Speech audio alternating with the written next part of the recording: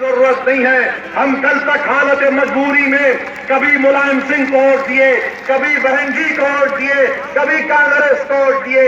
اور یاد رکھو میری اس بات کو فیروز آباد کے غیور نوجوانوں, مودی کے پاس 280 سیٹیں ہیں. مودی اپنے آپ کو وزیر اعظم سے زیادہ ڈکٹیٹر سمجھتے ہیں. آج کوئی پوچھنے والا نہیں ہے.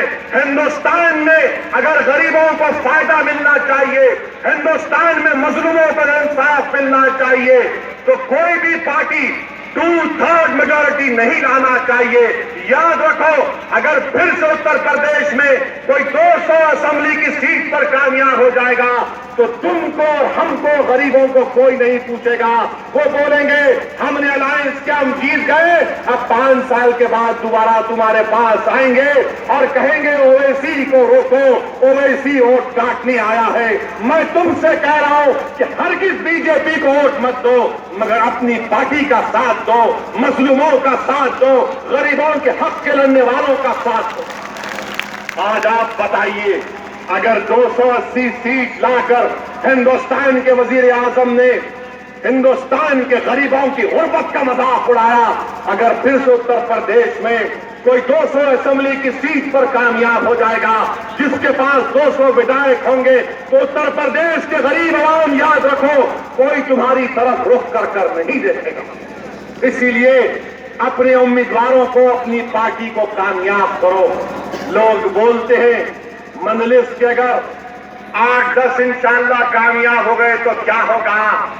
ارے میں تم کو 8-10 کی بات تو دور کی, جب تمہارا یہ پاگل بھائی, جب تمہارا یہ دیوانہ, جب یہ تمہارا غلام جب پارلیمنٹ میں کھڑا ہوتا ہے تقریر کرنے کے لیے, مظلوموں کے انصاف کی بات کرنے کے لیے, تو تم دیکھ لو کہ میری ایک آواز کو دبانے کے لیے 200 بی جے پی کے ایم پی کھڑے ہو جاتے.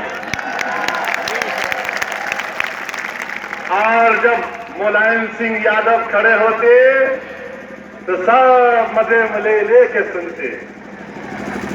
جب سماجوادی کے کوئی کھڑے ہو جاتے تو بولتے اپنا ہی ہے, بولنے دو. اور جب ہم کھڑے ہوتے ہیں تو پوروں کو کھڑا ہونا پڑتا ہے ٹینشن میں. یہ کام, یہ مزاج ہم کو پیدا کرنا پڑے گا.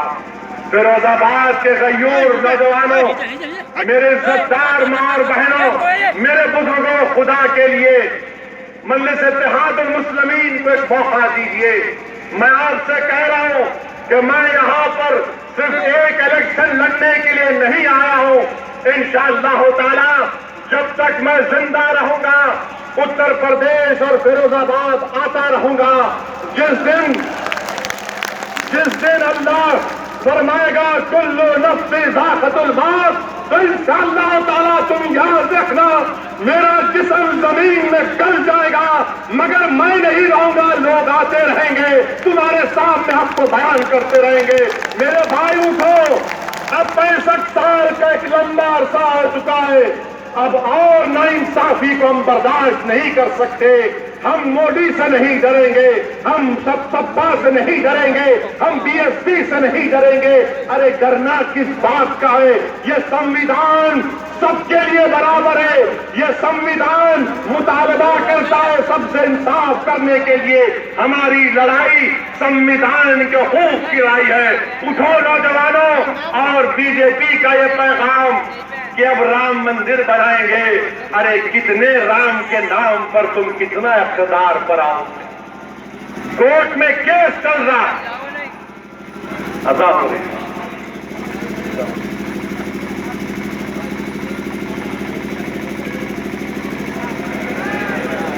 میں معافی چاہتا ہوں, مجھے رکنا چاہیے. اب رام مندر کا مسئلہ اٹھا, گورننس چلا گیا, منیمم گورنمنٹ میکسیمم گورننس کی بات کرتے ہیں. ان کے پاس کوئی ایشو نہیں ہے. بہرحال میرے عزیز دوستوں, میں آپ سے عرض کر رہا تھا کہ فیروز آباد میں آپ کلاس کا کام کرتے ہیں. آپ بڑی احتیاط کے ساتھ اس کلاس میں خوبصورتی پیدا کرتے ہیں. میرے بھائی, اگر کوئی اس کو توڑ دیتا ہے, تو اس فنکار کو کتنی تکلیف ہوتی ہے۔